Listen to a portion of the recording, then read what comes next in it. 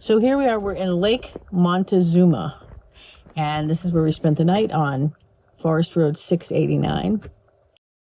You can see the freeway over there, but it's not super visible. It's close enough that you don't have to travel too far, but it's also just far enough away that you can kind of forget it's there. This road continues back a ways. There's a couple more interesting spots to park back here. Okay, we're gonna get rolling and start heading. We're just kind of making a loop back to the campground here on our day off. I got these new glasses, and they're pretty good, except for the fact that they're already a little bit scratched up. But that's, you know, that's kind of how I roll. But they're cheapo glasses that I get through my insurance, and they won't give me. Somehow I ended up with 2 separate pairs of glasses, a pair of reading glasses and a pair of distance glasses. So these are my distance glasses, which you're going to see me wearing glasses more and more often because I need them more now than I did before. These are my sunglasses that go over my glasses, which are kind of dorky. And they work pretty good most of the time, except for sometimes the glare gets in between the glasses and the sunglasses, and then they don't work so good. I don't know. How do they look? I know how they see. They see okay. There's some folks down the road here. Like, there's a road that goes through here and down a ways, and then there's people down there who look like they've set up a more permanent camp. I don't know that I want to do that. It's a little bit warm here. I came down the freeway, down the 17 freeway to the Camp Verde area because I knew I kind of wanted to camp in this area, but I didn't really have anything particular planned when I left the campground. I just keep seeing these signs, like right across from Forest Road 689 where we're staying, there's a big sign that says 4 miles to Montezuma Well, and it's just like straight across, practically the same road, so I figured we should probably check it out. Look at that little car with the umbrella on the roof. I never saw anything like that before, but that's kind of ingenious for sun protection.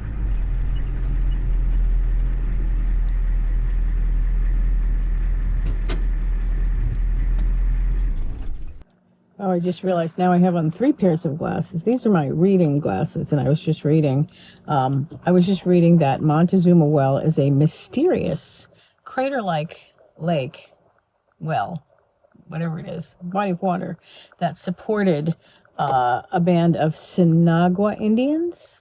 I didn't really read far enough to see why it's such a mystery, but I'm sure they're going to tell us up here.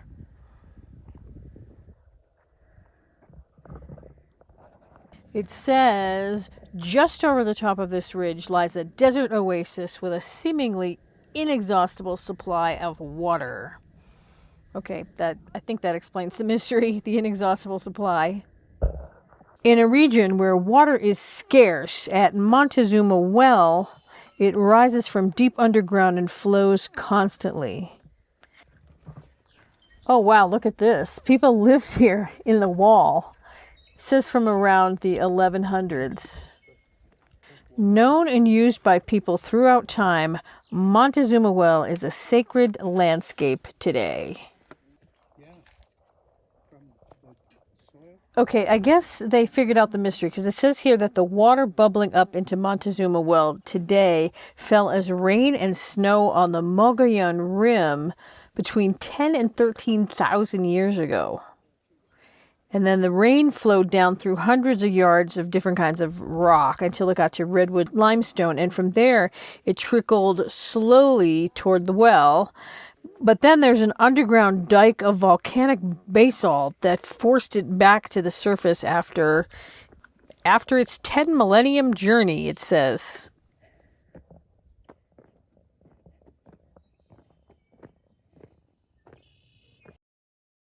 The trail is closed to protect a bat maternity roost.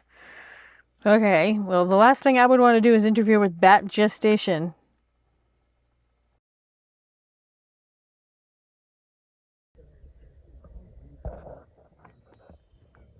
So if I understand this right, the well is like a bathtub where the faucet and the drain are exactly in sync, so it always stays full.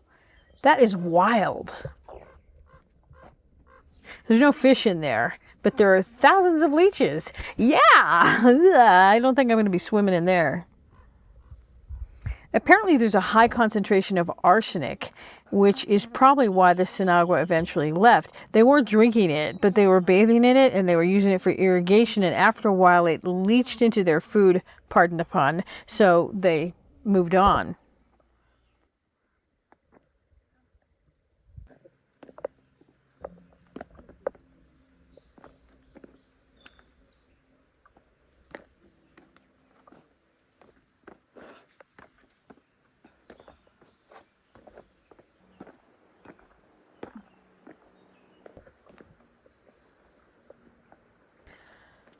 Oh, so here's the bathtub drain. This is the outlet where the water drains into Beaver Creek.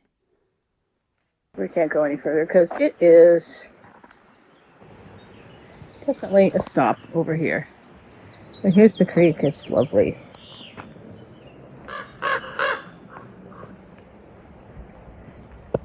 And this is why the area is closed. Poison ivy.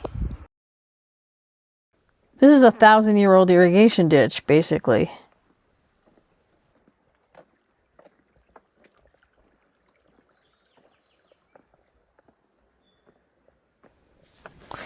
It's at least 10 degrees cooler down here. I almost don't even want to go back up.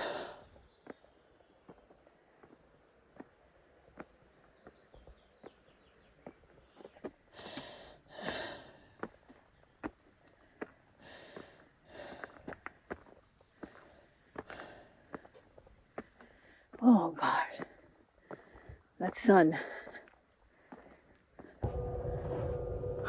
I gotta change my clothes. It's hot.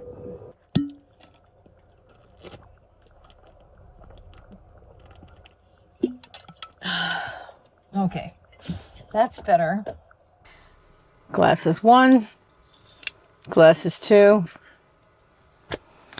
Okay, hop up here, pal. Well, that was really interesting. I'm glad we stopped for that. And I'm glad I changed my clothes. This dress is so much cooler than that other one. And I put on shorts, which I'm not going to show you right now.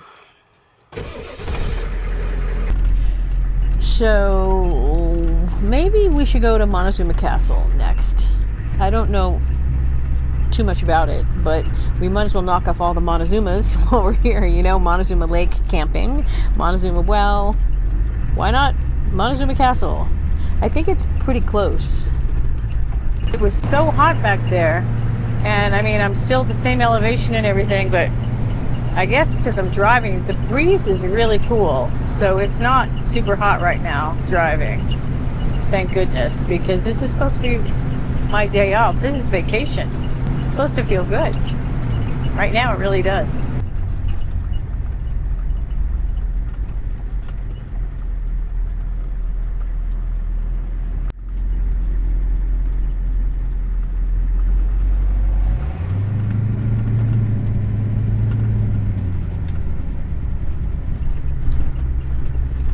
Uh-oh, I need to make an emergency stop up ahead.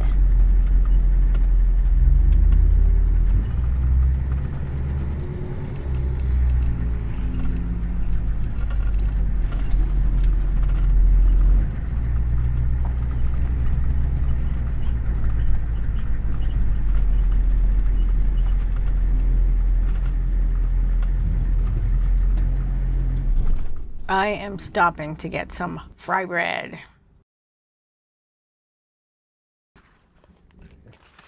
Fry bread with cinnamon sugar and honey.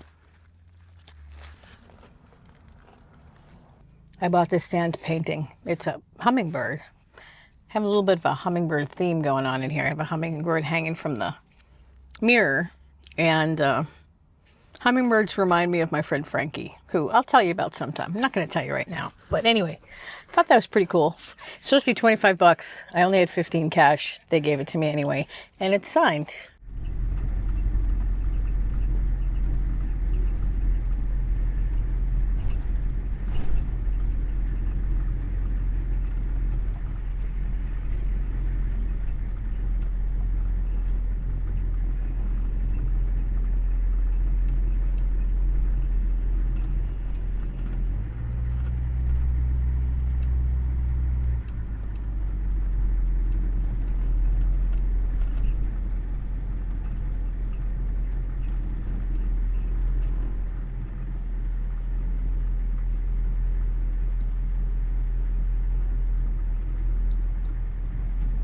Okay, now we're gonna go see Montezuma Castle.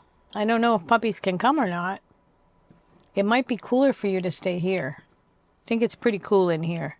So I think you should stay here, okay? I'll be back. Don't worry. I always come back, but he's always worried about it. Every time. There's that Kia with the roof tent again. Umbrella, I should say, not tent.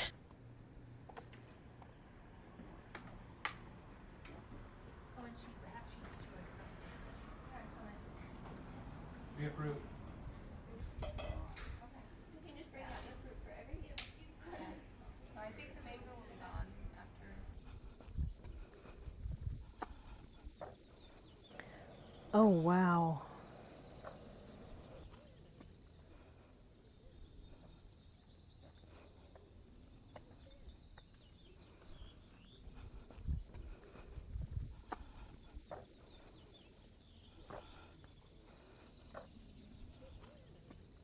That is incredible.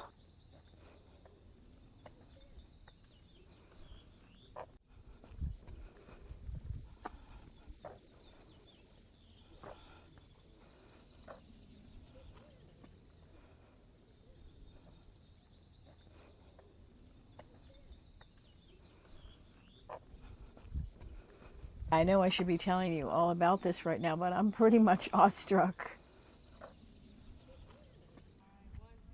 Here's some info about how they restored it. You can pause and zoom in to read it if you want.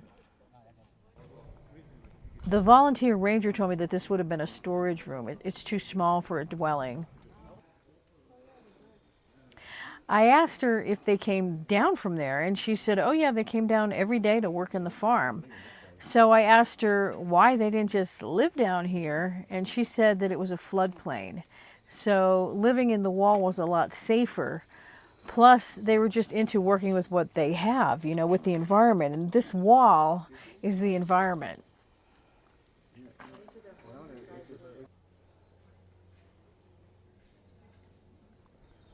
And receiving an invitation into this cliff-dwelling home, what you would have seen might well have been something like this cutaway model of Montezuma Castle.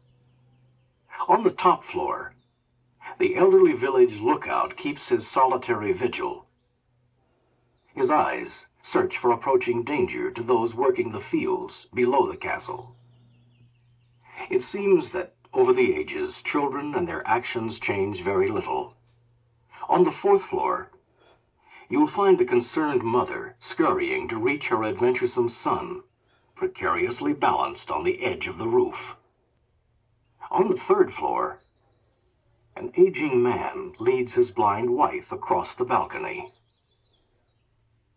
You'll also meet women busily preparing food, getting supplies from storerooms, making pottery and grinding corn. Usually women ground the corn, their staple food, only in small as-needed quantities and prepared it in various ways. Weavers used the second-floor loom to weave cotton breechcloths, bags, and blankets. Today, you can see examples of their varied weaving patterns in the visitor center. Villagers used the wooden ladders as stairways to carry up provisions from fields and water from Beaver Creek. On the ledge at the base of the central tower-like section, a man prepares to start a fire using a friction drill.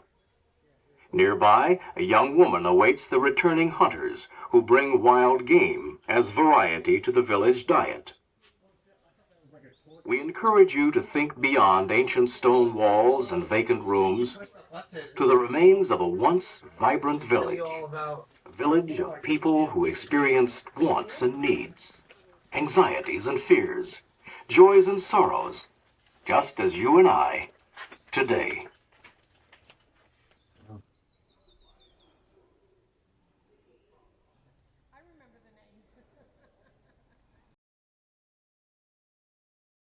It's really amazing to have a piece of history in front of you like that.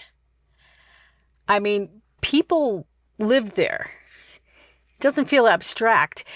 that diorama and, you know, the recording on it really hit me, you know, because obviously back then people had very different concerns, very different priorities. Life was really different. But the basic human stuff was probably pretty much the same, like he said. I mean, we're all pretty much humans, right? No matter what the differences are between us, even if we're 1,000 years old. When I think about what it took to restore that, to uncover that, wow. Could we do that? I mean, would we do that today with all the cuts in funding? I don't know. I don't know if we could. And what's going to be there for people in the future to find about us? What kind of assumptions are they going to make about us? Assuming there's any people there to make those assumptions, but let's not get too heavy. We got to go back to the campground where life is very, very light. Okay, you ready, Ryder? We only need one pair of glasses now. It's dark enough. We'll see you next time. I don't know where we're going to go. Maybe we won't go anywhere, but I'll see ya.